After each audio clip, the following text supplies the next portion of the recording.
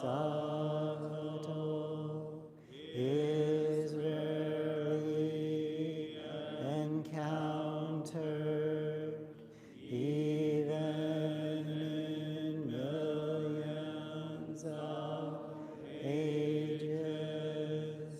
Now we see it, hear it, receive and maintain it. May we completely realize the Tathagata's true meaning.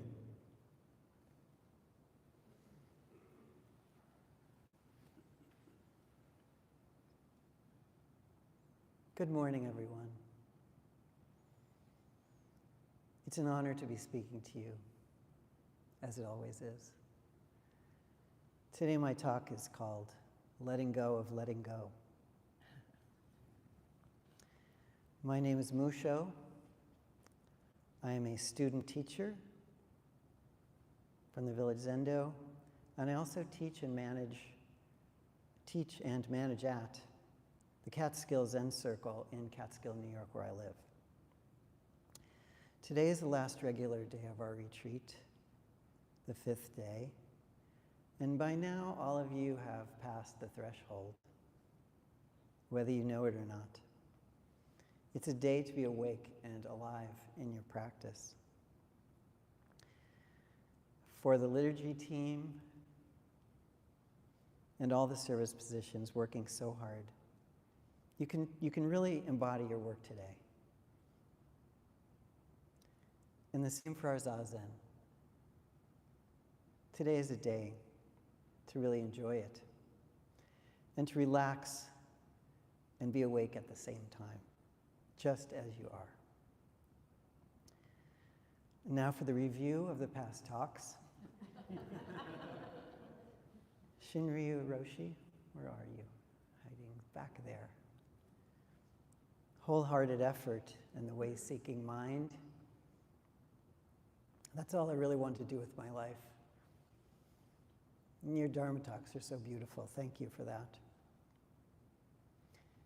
Gesho, the Dharma of word, word, word, word, word, word, word.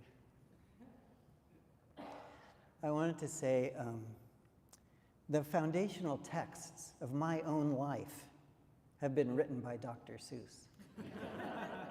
It's true. It's true. If you've seen my artwork.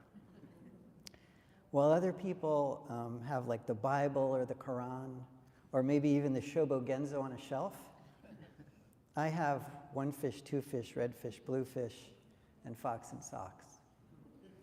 Those are my traditional texts. I was even thinking I could probably recite some of fox and socks for you, but I won't. Maybe I will. When Tweedlebeetles battle, and the battle's using paddles, this is called a Tweedlebeetle paddle battle. It's such a great book. It's a Zen text. What can I say?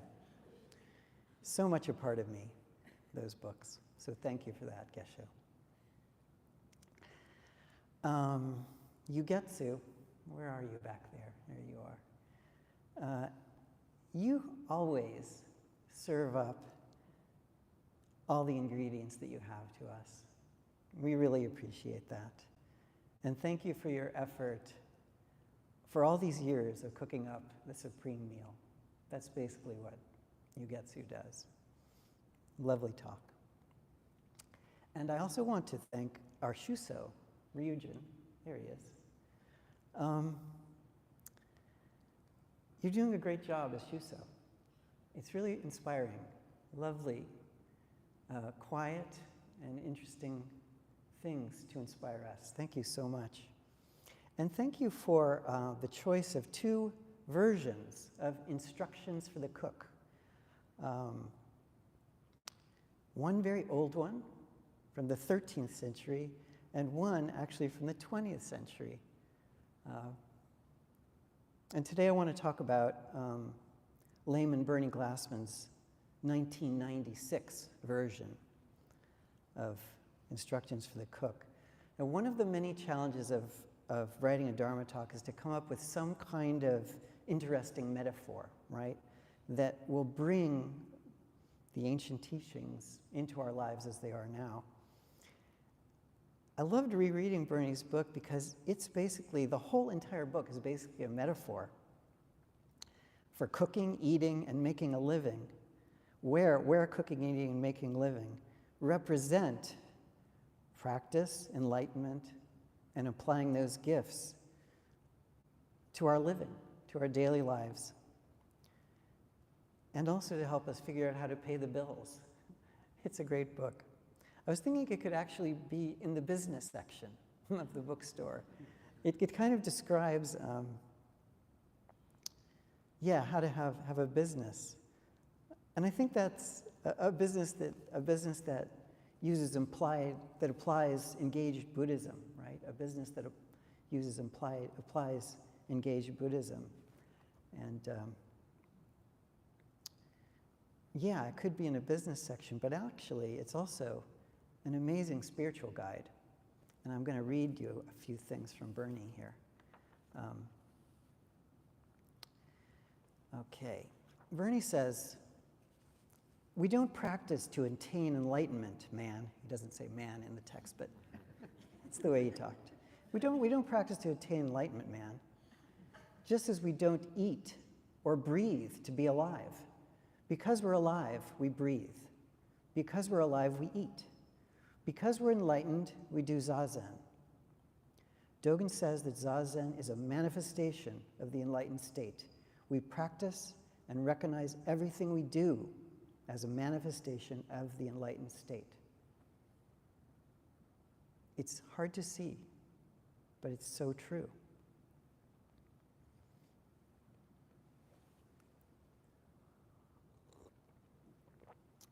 At the very beginning of the book,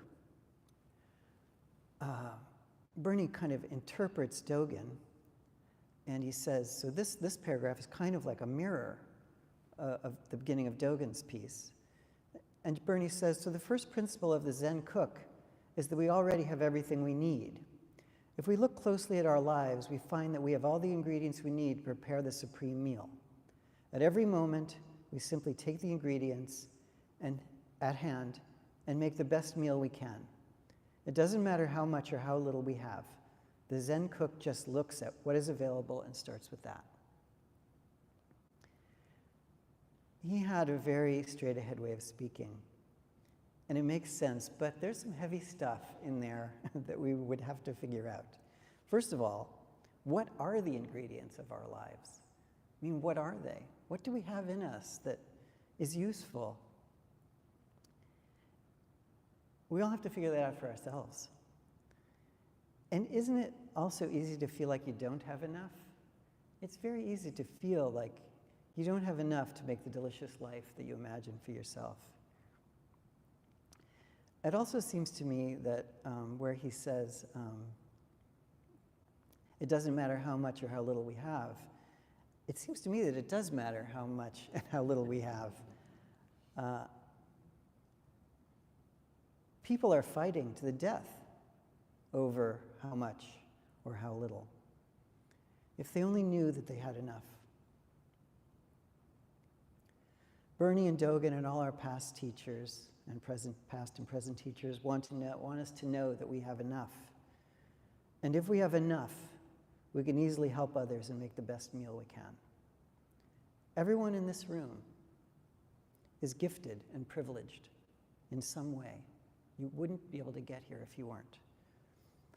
And I also think we're all eager, because I know so many of you, we're all eager to use those gifts to spread our enlightenment in any way we can. I'm not going to describe Bernie Glassman's incredible history of putting our Zen teachings into action, but I will say his legacy is living on right now. I checked this out with Enkyo Roshi. Bernie and his teacher, Maizumi Roshi, compiled, edited, and then created the liturgy book that we use. The actual practice that we've been doing all week was sort of put together by Bernie with his teacher from Japan. So Bernie is very close to us in many ways. Many people in this room knew him well. Maybe 10 years ago, I was very lucky to have met Bernie while he visited the Village Zendo twice to run a workshop. The workshops consisted of Bernie asking us all to write a question on a piece of paper, and then put the pieces of paper in a hat, and then randomly take the questions out and answer them, and he would answer them. And of course, his answers were very funny, because he was a very funny person. But also, there was incredible sincerity that I was a little surprised. Incredibly sincere answers to all kinds of student questions. But on his second visit,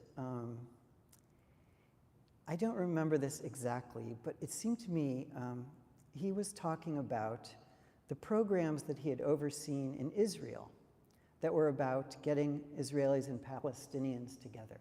He had done that, I think, many times, and been to Israel to do exactly that. Now, I don't remember what kind of crazy thing was going on in the Middle East at that time. Maybe that was 2014, 13 or 14, I don't remember. But Bernie's tone was that of someone who had worked very hard on a very difficult problem with no end in sight, and he seemed very tired. He mentioned that it was probably time to start letting go of letting go. And those words really stayed with me.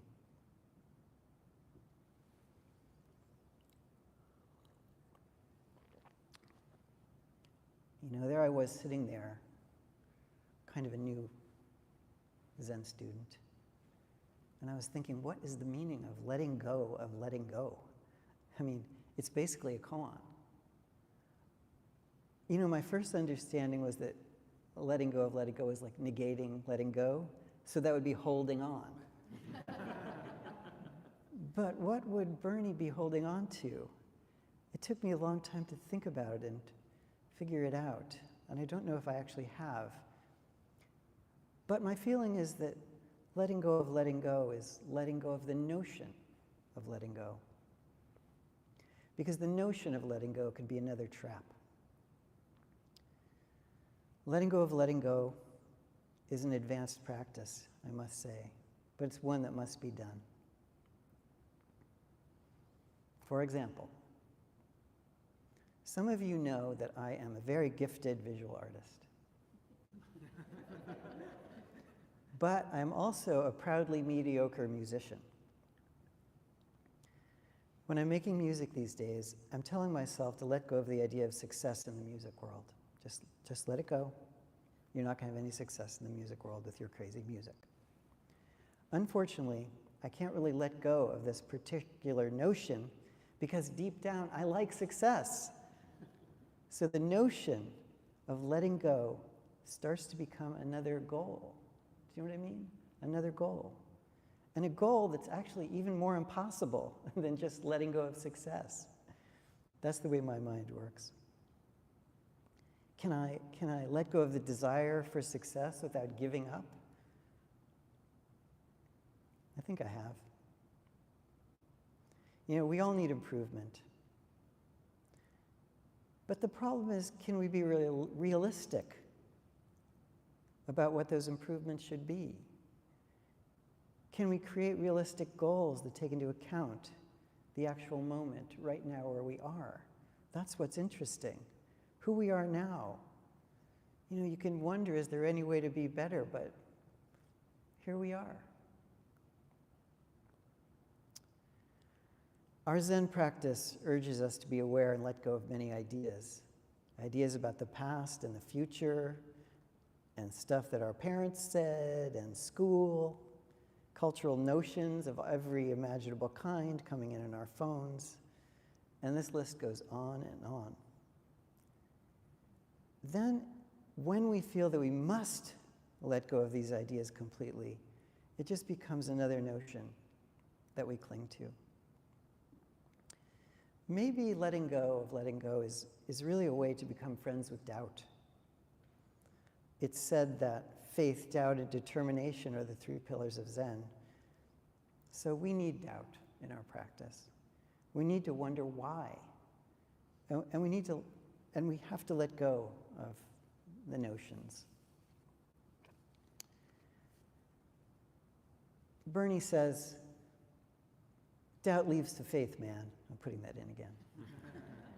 When we let go of all concepts and ideas, we experience ourselves as we really are, not as an isolated individual, but as part of an interconnected whole. This leads to faith in the oneness of life. It also gives us faith to continue to let go of everything, including our insights and spiritual attainments. Even though the path is endless, we keep going. Thank you, Bernie. Now, Bernie was not able to create peace in the Middle East, but he did create the practice and the path that we are all on right now, all of us. He left it to us to create peace in the Middle East. And you're thinking, how? He says it right here. He tells us how. To experience ourselves as we really are, not as an isolated individual, but as part of an interconnected whole. That's actually how you create peace in the Middle East. Around 2006, Bernie let go of our Zen forms. He gave up his Roshi title and became Layman Bernie. I do not know the circumstances of all this, but it was a dramatic case of letting go of letting go. Whatever happened fits into Bernie's intention to bring living Zen into new contexts, maybe without even having to call it Zen. Letting go of letting go is a difficult practice, as I said, but there's a hint in our liturgy book that was put together by Bernie and Maizumi Roshi. It says, morning mind is kanzeon, evening mind is kanzeon. Nen nen arises from mind. Nen nen is not separate from mind. We need to remember that.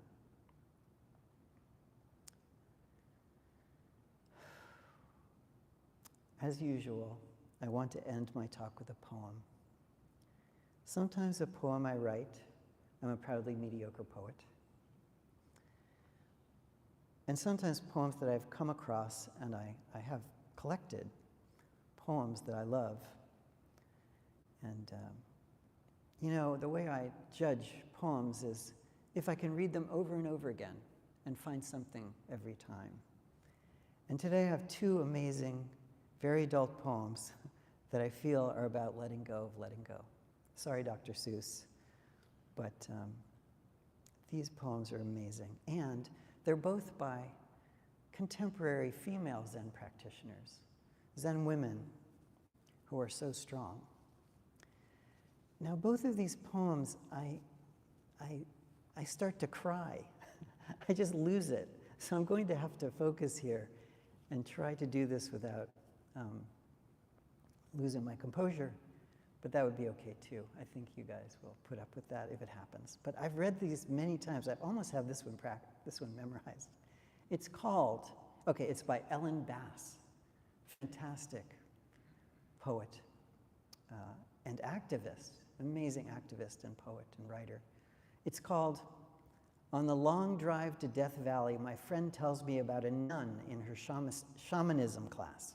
Okay, the title is, On the Long Drive to Death Valley, My Friend Tells Me About a Nun in Her Shamanism Class. Okay, I think I need a sip of water for this. When they got to the lesson on non-duality, they were instructed to do something crazy. She could have bummed a cigarette and smoked it slowly, or dyed her hair flamingo, bought a leather miniskirt, and rode the bus to San Diego. She could have kissed a woman or a man, but the nun stole a turquoise cashmere sweater and found herself in jail, locked up with the girl carrying the cocaine for her boyfriend just this once. in the DUI kid whose brother riding shotgun may or may not pull through. This would have been the time to remember Han Shan, the 9th century recluse who lived on roots and herbs. When people asked him about Zen, he just laughed hysterically.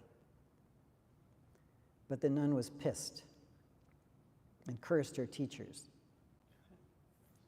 All that drumming, smudging with sage, and singing "The Earth is Our Mother," only to miss her glimpse of the water and the wave. She must have wanted it more than anyone.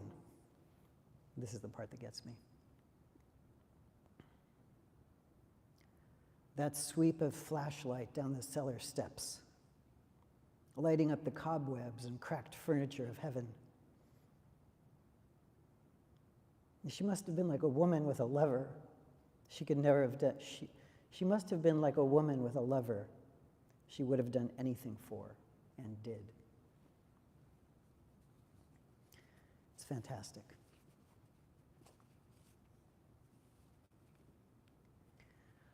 All right. I wish I could say this was on a lighter note, but our practice is serious. You know that? It's fun too, but wow. Here's a poem by Amy Elizabeth Robinson, an American poet, writer, and she's a Zen practitioner, activist, I think teaching at Stanford University, or was teaching at Stanford University. And this is called the Fire Recovery Heart Sutra. Apparently, this is a true story because she lived up in Sonoma County, and a wildfire burnt down her home and her town several years ago. And this is how she has put all that into a small poem this long.